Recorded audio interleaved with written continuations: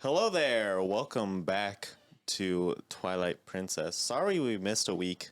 Um, we were, or I was at least, very busy. So I didn't even really think about recording until it was too late. Yeah, I can't remember the last time. It was before Thanksgiving. Okay, yeah, Yeah. that makes sense now. Anyway, we're at I believe this temple is called the Arbiter's Grounds, but it's basically the desert temple of this game, and it's so easy.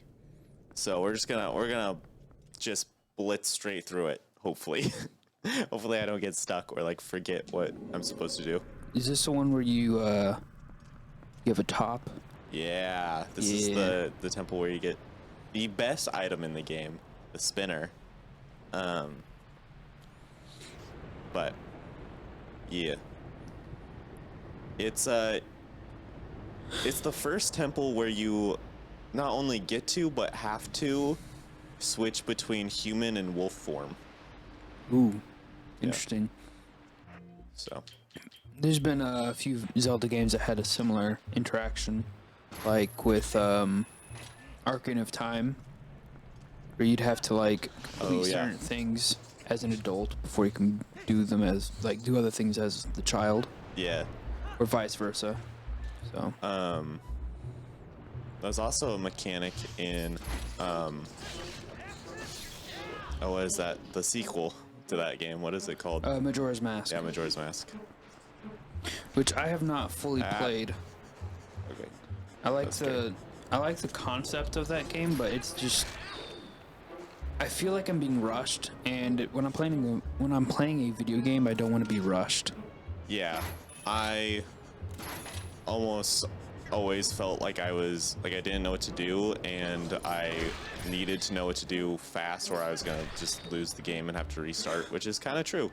Yep. Oh gosh, why? What the heck are you doing, Link? Ooh.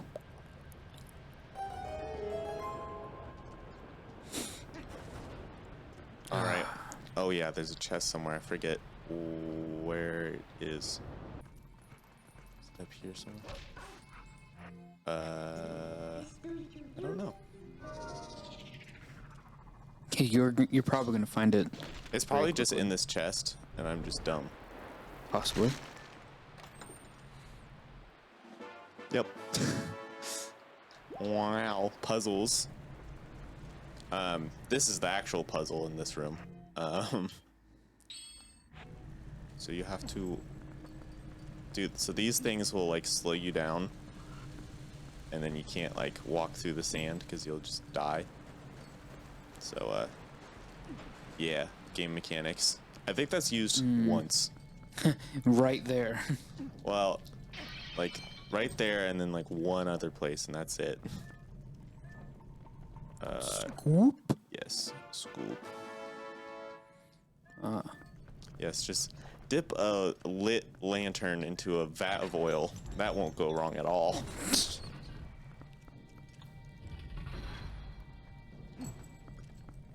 Okay, if I remember correctly, this room is scary. A lot of midgets with spears. Yep. So I got a new VR game. Oh yeah. Yeah, it's called Ancient Dungeon. It's this like dungeon exploration RPG type game, but it's in VR, and it's got like Minecraft graphics, and it's freaking amazing. You had me until you said Minecraft graphics. No, but the thing is, the like Minecraft graphics make it so you don't get dizzy. Does it? Yeah, like I played it for a while, and I didn't get hardly as dizzy as I normally get. I'm gonna have to give it a shot. It's really, really fun. How's the combat in it? Oh, so much fun.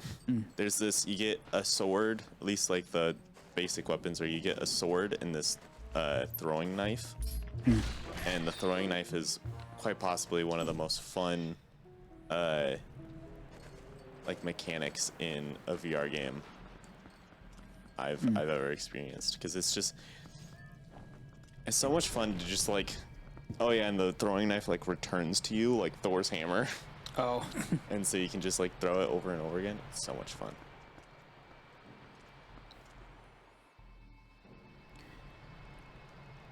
All right, here's the main section of the temple right here. Oh boy. Looks like they're taking a page from Ocarina of Time. Pretty close, yeah.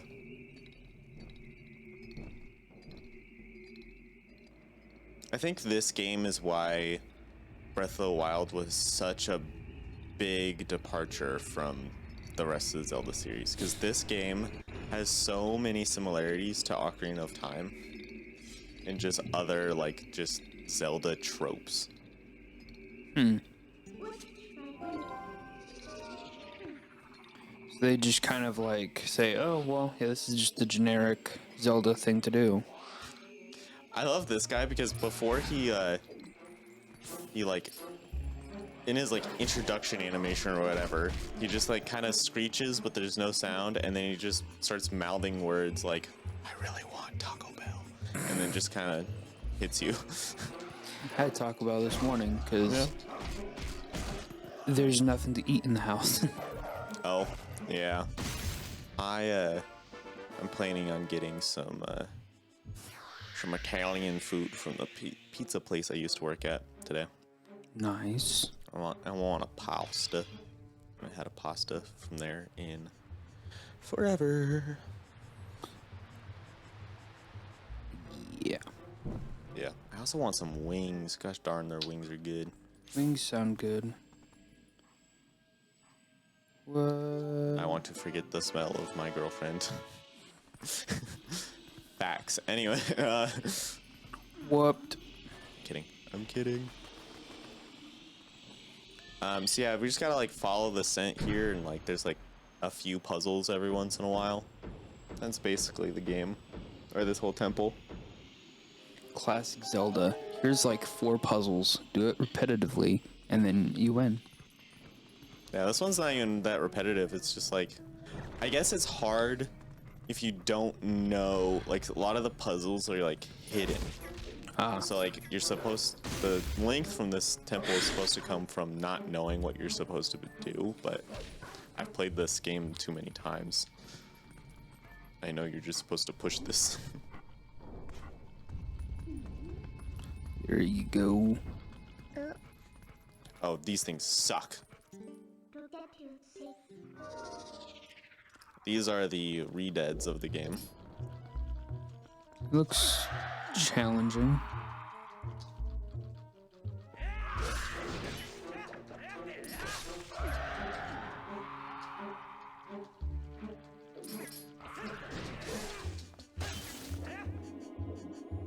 Yeah, he is kind of hard, but I just know how to kill him easy. I'm too good at the game. So how has your week been? Because I haven't seen you like all week. It's been weird. Yeah, mine has too. But it's actually been so slow. Yeah, like it's been relatively slow at work. So Yeah. even though it's slow, we have like these massive orders that they always give to me, and so because they've always given like the same person's order to me a dozen times. Interesting. It's like, all right, cool. This person wants like another 60 guitar straps made out of these 2 leathers. Go and do that. That's weird. Yeah, so like over the past, I think, month, some guys like ordered 100 guitar straps out of leather. I wonder if it's like a manager for a band or something. I don't know. Still 100 guitar straps? I don't even know what you do with that. Are they breaking it every single concert? No, he's reselling them. So right now, I collect the leather, click out the pieces for the guitar straps, and then I hot stamp his logo onto the guitar strap and send it to him. And I think he stitches the edges or something. I think he does something with them. I don't think he leaves them that way. At least I hope not. Because otherwise, I'm not being paid enough for the job I'm doing. Yeah. Because it's like the guitar straps themselves, they probably cost. Let's see. About, say that's $1. It's another $1. That's $2 plus the amount of leather. The guitar straps cost about $10 to make. Okay. I bet he's selling them for at least 60. Oh, definitely. At least 60. Yeah. And so it's like, I know what I'm getting paid per hour. I know how many hours it takes to do this. And I'm like, hold on, this guy is making so much profit off of my work, and all he's doing is selling the product I just made. It's kind of funny. Right. I'm not gonna lie. Like, it's frustrating, but at the same time, it's like, you know what, I get it. I would do the same thing too. In fact, why not? I can just do the same thing. Yeah. I just need to Buy or find buyers. right, which isn't that hard once you get a website and you like, if you're willing to invest the money it takes to like start that all up, you're golden. Yeah, that's true. It's going to take an initial like investment of, okay, I need to have a website designed. I need to have it like easy to like navigate. And you probably don't want to flood your website full of like hundreds of items. You probably just want like really specific things. Yeah. So people are like, all right, cool. I go here if I want wallets or guitar straps or straps for my camera or whatever. Yeah. And then once you make a name for yourself, you basically just have to make sure you keep an inventory and people will come and buy it. You don't have to do much after that. Yeah, that's true. So apparently I had a key. I didn't even remember having a key. yeah. So like that's actually something that I've been looking into for the past like while, is how can I turn my hobby / passion for leatherwork into something that I can actually make money off of. Yeah, definitely. It's not hard to do. It's just a matter of finding the right avenues to do it. Yeah. I mean, that's exactly what I'm doing with like videography and stuff. I'm trying to find the way to make money off of what I enjoy doing, which is essentially making short films. So making them or like editing them? both. Because like I know that there's plenty of YouTubers or even just other companies that need people to do that kind of work. Yeah. Editing is definitely a rare-ish skill, and I do possess it, which is nice. Well, what I've recognized is that you don't even have to be really good at it.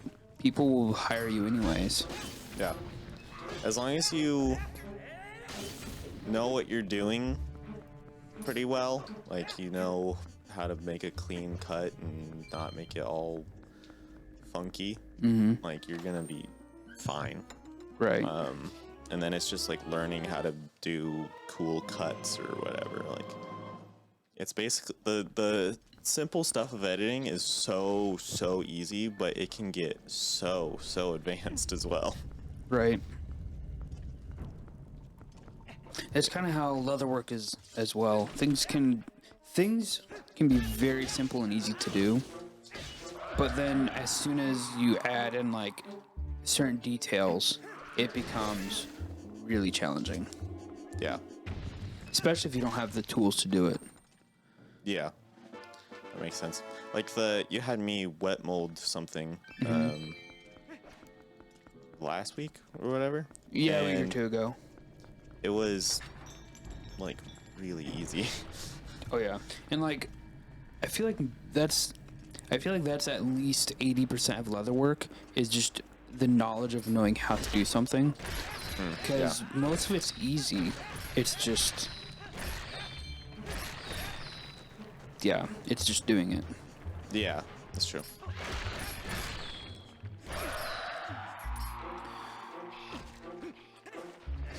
I think the only time leatherworking gets difficult is whenever someone wants something specific, and you have to be like, all right, no, I can't just do that for you.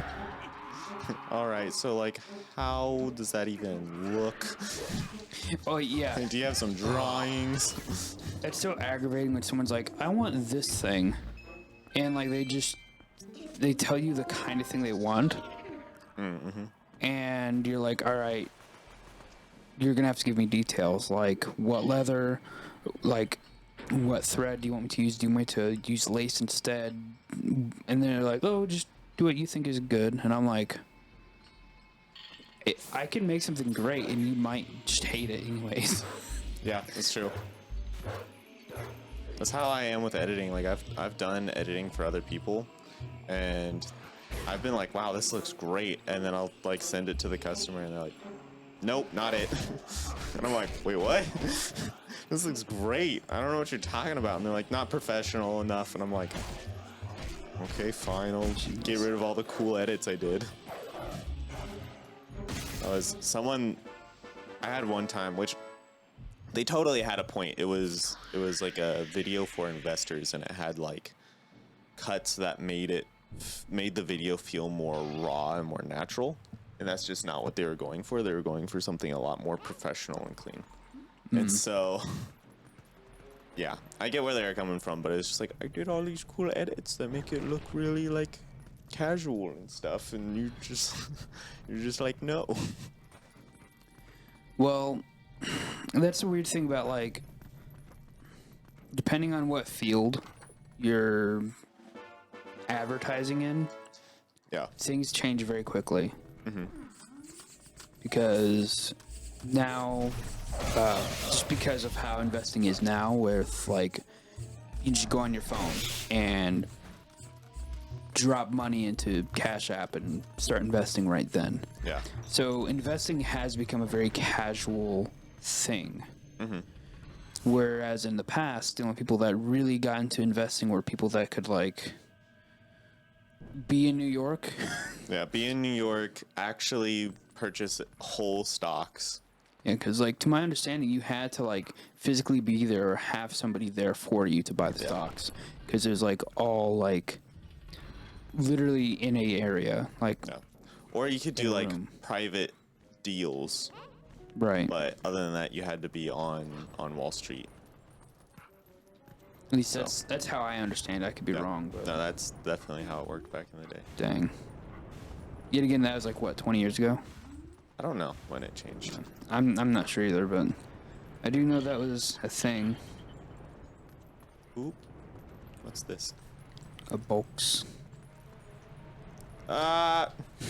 Dog controls are hard. Rupees. Another thing I started doing last week is I started learning German. Really? Yeah. Duolingo? Yep. I've been using Duolingo Yep. to start learning German. Oh my gosh.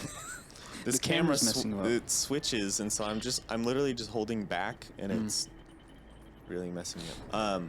Yeah, Duolingo is how I learned some Swedish. Oh my gosh, this stupid bug. Anyway, you're learning German. Yep. And so I have already a 7-day streak, Nice. and I'm gonna keep going at it as long as I possibly can, because the way I've started looking at this as an educational opportunity is I can open so many doors with a new language. Yeah.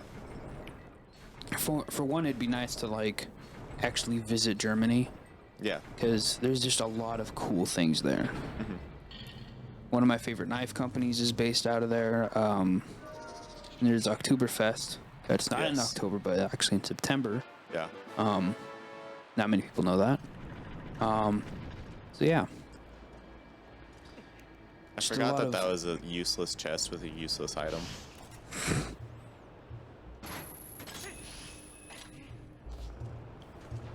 Yeah, I actually do want to go to Oktoberfest, which sounds weird because it's like, I don't even know if I like beer. And as like a Christian, most people are like, oh, Oktoberfest is sinful. And I'm like, it just looks like a cool experience, I guess. I don't know. I think that's mostly the Americans' way of viewing alcohol, because the American Christian culture is extremely ignorant. Yeah. And they prove it constantly. Yeah, it's still very, very Puritan, Yeah. which is sad. It's like, I get where they're coming from. There's a lot of people that get addicted to alcohol and make a lot of bad decisions, but honestly, at that point, that's just showing that you don't have self-control. Yeah. Like, that's a personal problem that you need to figure out. Yeah. It's really not anything to be ashamed of either, because everyone has problems like that. Yeah. But yeah. Yeah. Alcohol is not a sin. I do remember one of my previous bosses who I worked with doing, what was it called? It was eye care. I was cutting lenses for glasses. He went to like some kind of pastoral like meetup mission thing in Europe once. And they all went out to lunch one day, and it's like right after they had like a prayer like session, and they're praying for each other and worship and whatever. And they go to lunch and they pray, and immediately like most of the guys there order like a beer or a wine with their lunch. And because this old boss of mine is from the Midwest, from Kentucky. Kentucky's very Baptist, so alcohol is like an immediate straight ticket to hell. Yeah. There. Yeah. Like, my hometown just became like my hometown became wet, as in like you can buy alcohol. Like, I think I want to say 8 years ago. Yeah. Yeah. I think the county we live in now is still technically a dry county. No, you could buy alcohol in a Walmart. Well, I don't know. There are some weird things like. But they have like weird like licenses. Anyway. Oh really? I don't even know how you're supposed to solve this puzzle like legitimately. When I played this through, I legitimately, these are just the first two I lit and it worked. And I'm like, oh. you just went with it. Yeah. It's funny. Anyway. Your hometown was a dry town until 8 years ago. I think it was about 8 years ago, and the Baptists in the area were so mad. Oh yeah. And I was like, "Woo! Finally!" He's like, "You can't even drink. Plus, it's a sin." I'm like, "Prove it. Where does it say in the Bible that's a sin?" And they'd like bring out this scripture, and it's like that doesn't mean drinking alcohol is a sin. That just means being drunk is a sin. They're like, "Yeah, but if you drink alcohol, you get drunk." It's like,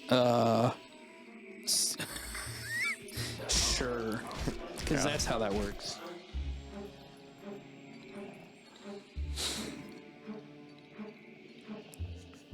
I don't know if this is supposed to like confuse me or what, but like this puzzle's so easy. You just wait until you see which one glows and then fight them. I love that he sits down just like, I'm a good boy. I like how they like fart out of their sleeves and they die. But yeah, no, Europe has just such a, I don't know, healthy view on alcohol. It's like, yeah, you can be a drunkard if you choose to, or if you get easily addicted to things, but you could also just not. Yeah, it's like there's Ireland, and then that's about it. They're the only ones that seem to have a problem with alcohol, and I don't even know if that's true. It's just a stereotype that is kind of funny. Yeah.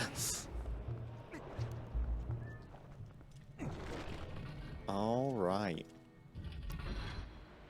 Well, there's like the majority of the temple done, and it's been 25 minutes. So I guess that's another episode in the book. It is another episode in the book, so we will continue the next episode. We'll walk through that big old door. But yeah, we'll see y'all later. Have a good rest of your day, or a good night, or whatever for whenever you're watching this. Yeah, and go drink alcohol unless you're underage. Then don't do that, Without your parents' permission. or don't drink alcohol. I don't care. Yeah, do what you want, I guess. Except for sin. Don't sin. Don't do that. That's bad. I guess you could, but you shouldn't. Bye-bye. Good night.